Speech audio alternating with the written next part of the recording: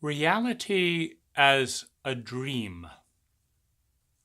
One of the things that I recall hearing from the channeled entity Lazarus is that to work with reality, to work with any reality, that it has to be real enough to be intimate with that reality, but not too real to be imprisoned or overwhelmed by that reality. That to work with, to create reality, one must find this liminal space where reality is real enough but not too real.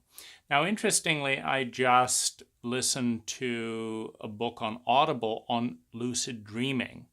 And one of the most interesting things that I heard a number of times on the book was that if you are too emotional, if you put too much attention on a certain area of a lucid dream, it collapses and the lucidity is lost. Again, one has to be conscious enough to make it lucid, but not so intense that it collapses the structure that holds the dream together.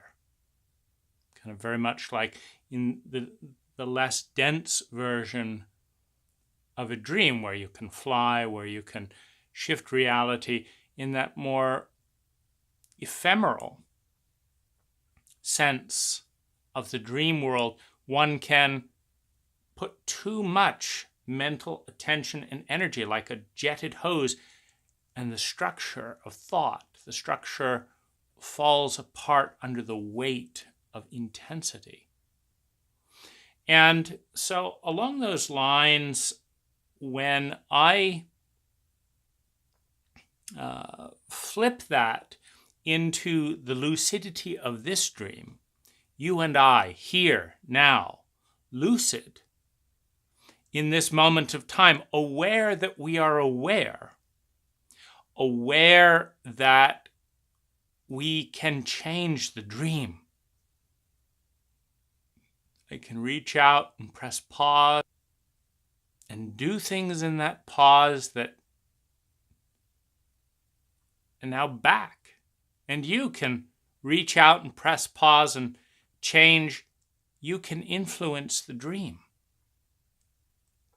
And so there seems like a principle where, much like a lucid dream, one does not control the environment. One wakes up in an environment. Lucid dreamers find themselves in a context, in an environment. And they realize at some point, wait a minute,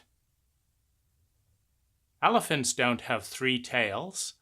This must be a lucid dream at the density of thought, as opposed to a lucid dream at the density of physical biology, a more intense density. And the dream at the intensity of physical biology, a stronger intensity, it takes time, it takes momentum, it takes mass to influence because it's much denser than thought. So it can take wanting a Humvee to move and realizing that to get it to move, we can't just think move, because thoughts are not dense. They're very light. But once we've made the decision to get it to move, we can manipulate other thoughts that have already been densified. Someone thought about that car design, and then they studied manufacturing, and then they raised capital, and then they built a factory, and then they built the car, and then we raised money and learned skills to earn the money and went and bought the car.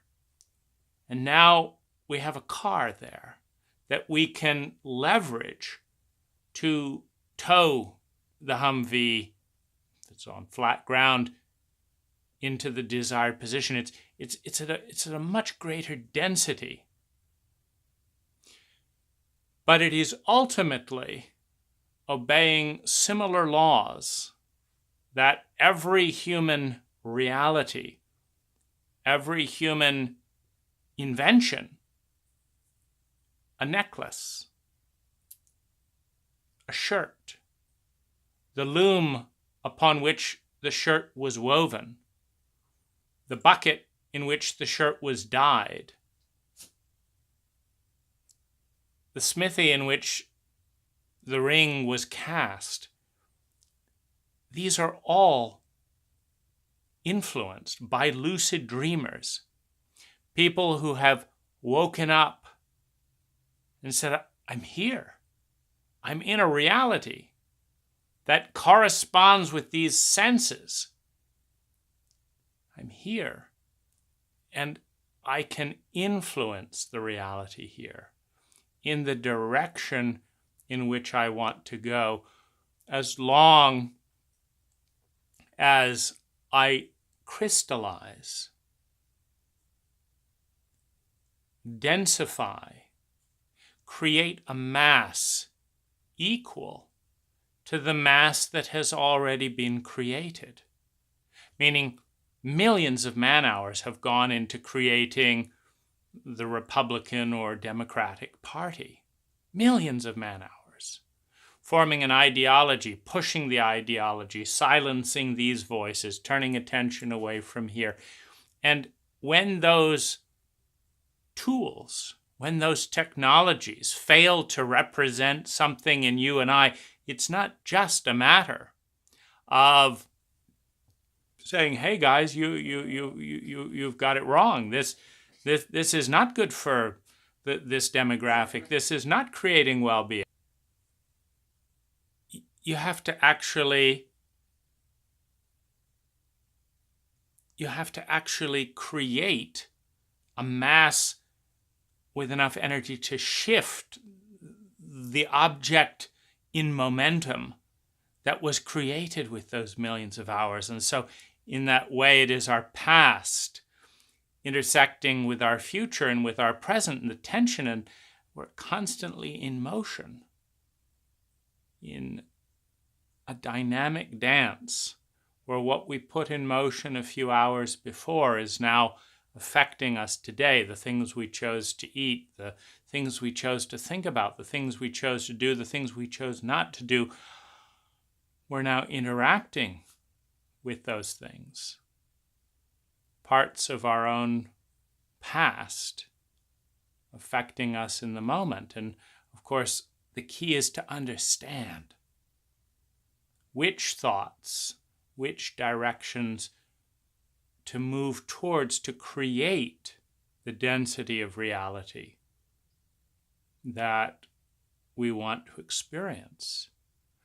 And the great vulnerability as a lone individual inside of energetic structures that millions and millions of people have participated and voted on and set in place in tradition. The vulnerability is that it's not about the quality or the magnificence of a given vision or idea in the moment relative to the quality and magnificence of some tradition or idea in the past. It's about mass. It's about the fact that if 1 million hours went into creating a certain crude momentum in a given direction, and through the lucidity of dreams, we see a more elegant path. You can't hold a feather up to a tank. You can't hold a feather up to a lead weight. You've got to build up the mass in the new idea, consciously nurturing, building it up, having the discipline until it reaches a strength capable of being directed at the original mass and transforming it, taking the energy in formation and restructuring it, reorganizing it into a new, a more elegant form.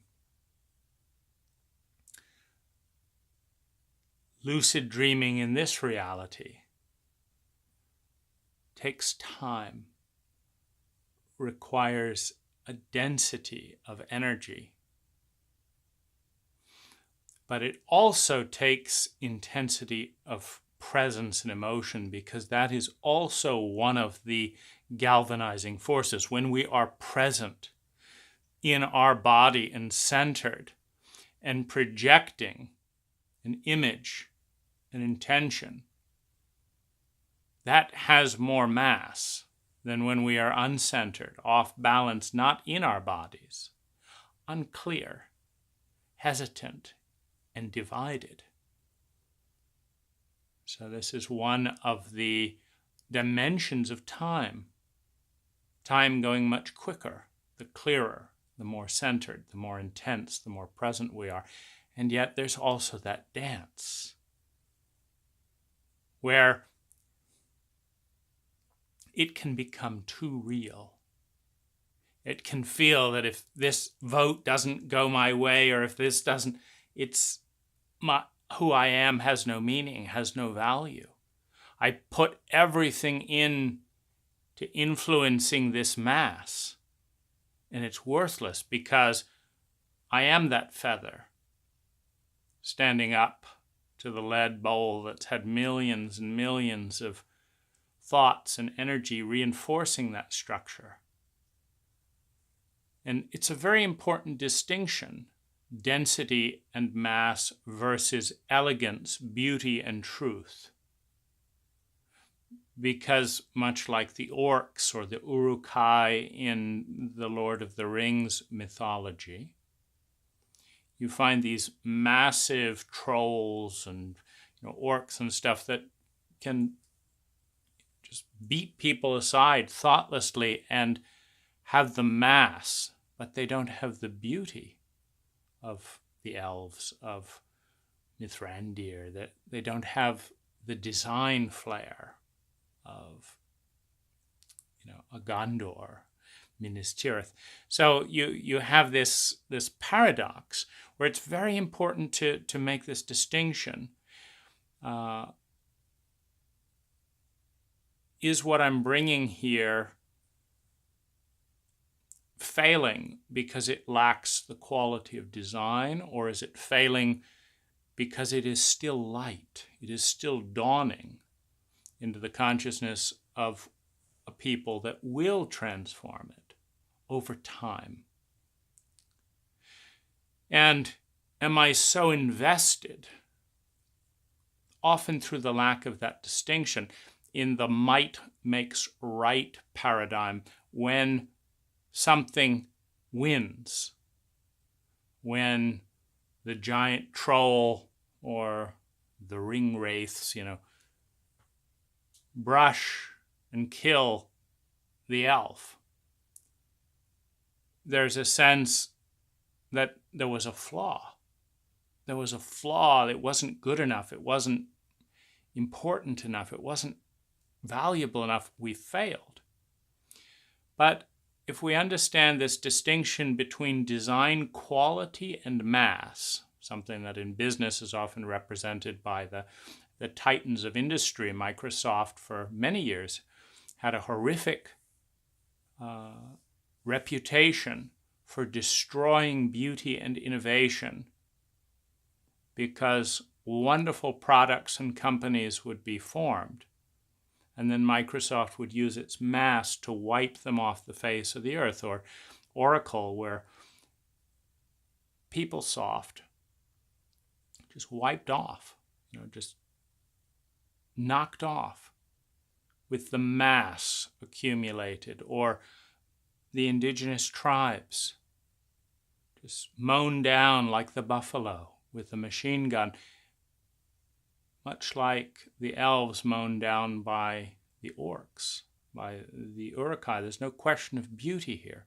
It's a question of the relationship of mass. This is also a very interesting and important distinction because, of course, the Uruk-hai are bred for war. That's their purpose.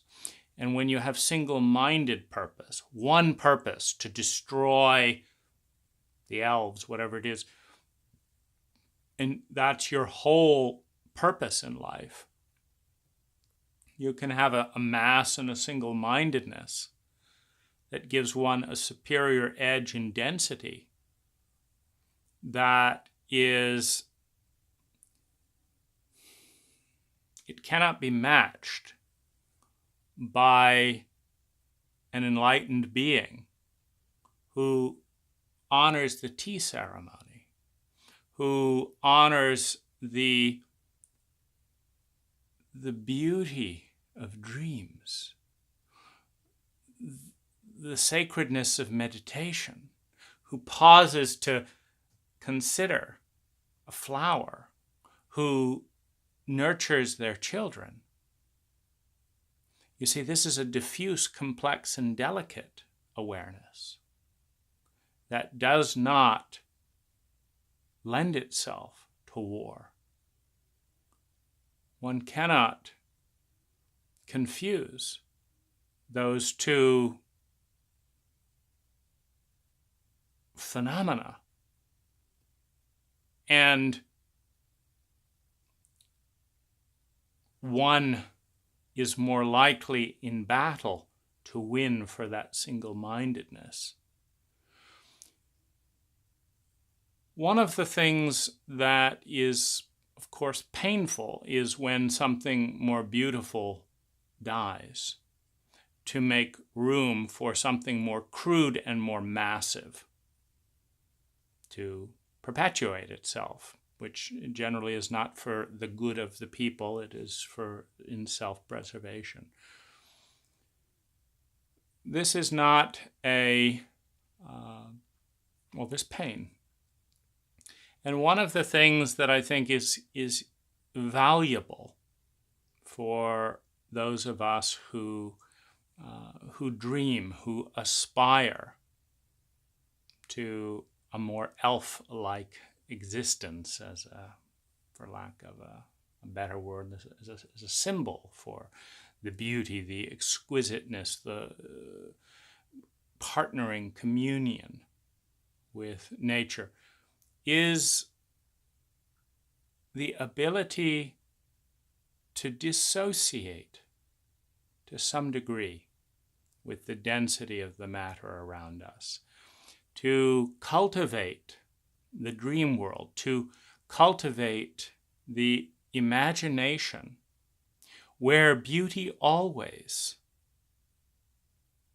transcends, where beauty, truth, and goodness are the deities of imagination. Because no one who can and feels worthy of exquisite beauty, of love, of joy, etc., chooses the oaf-like density and reality of a single-minded, monotonous orc.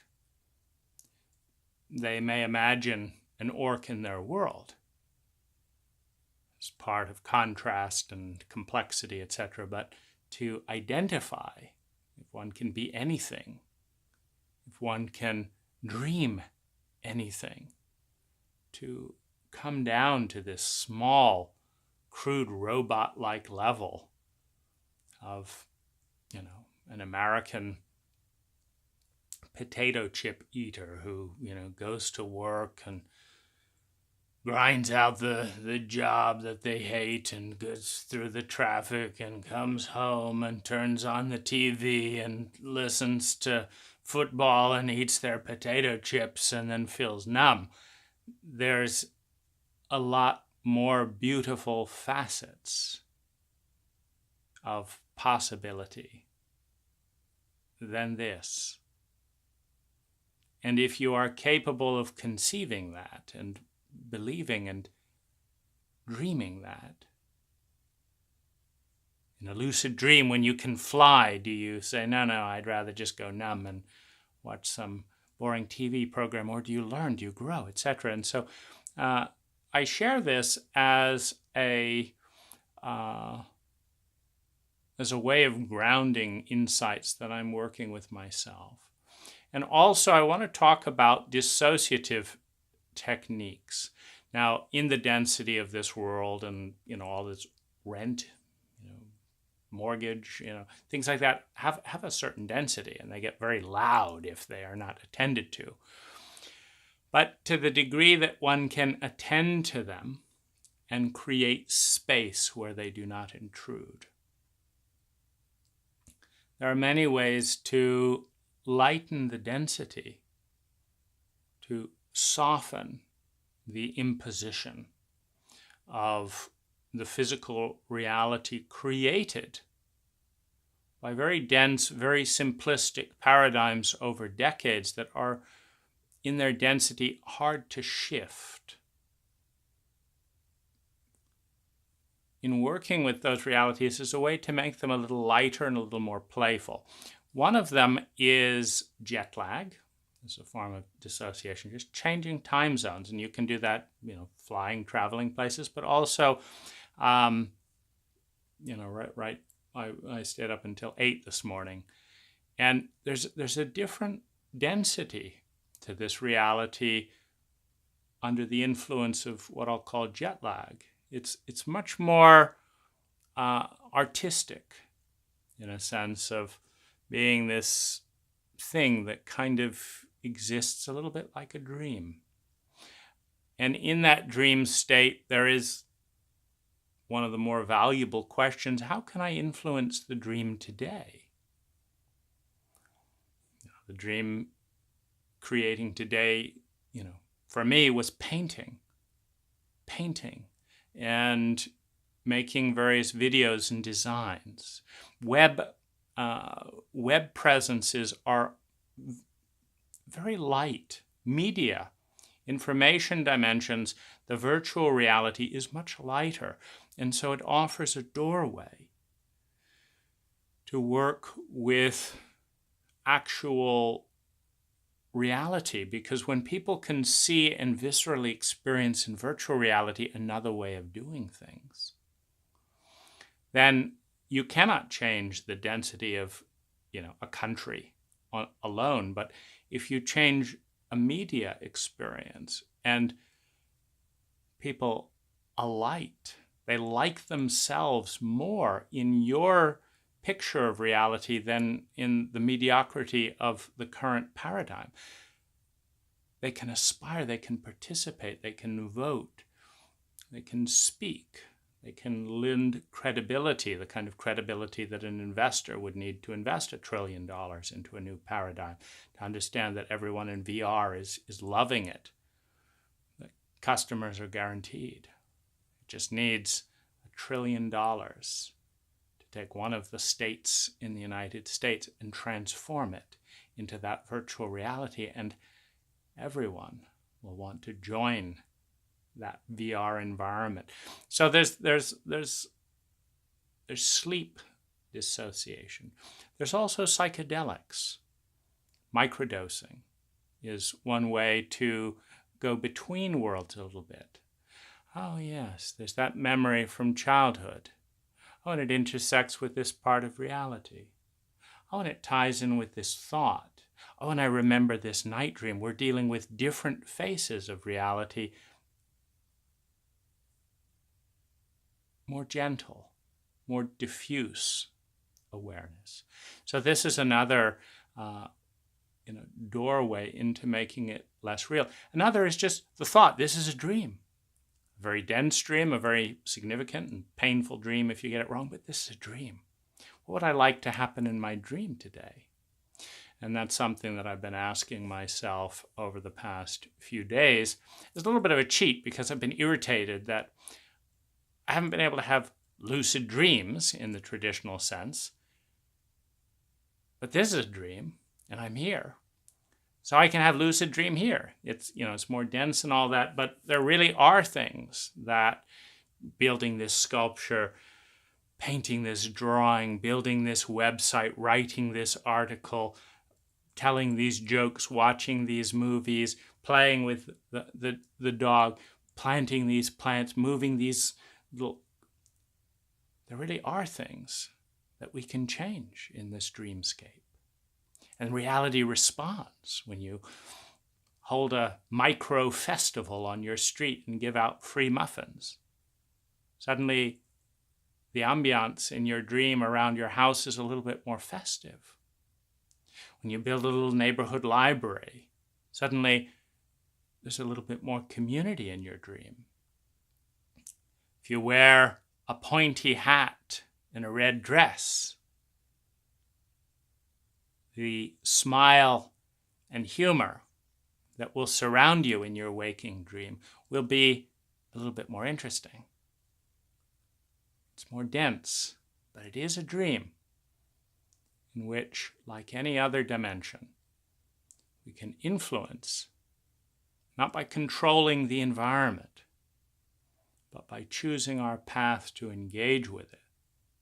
And when we remember it as a dream, when we remember that this ego identity of this is me and that's not me, and therefore I have to do this because this is my role. I can't wear a red dress, even though it would be fun, even though people would smile, even though I'd like more levity in my dream. I can't do that. That's not me. When it's a dream, yes, there are consequences. But you have a wide range of options in which and with which to play.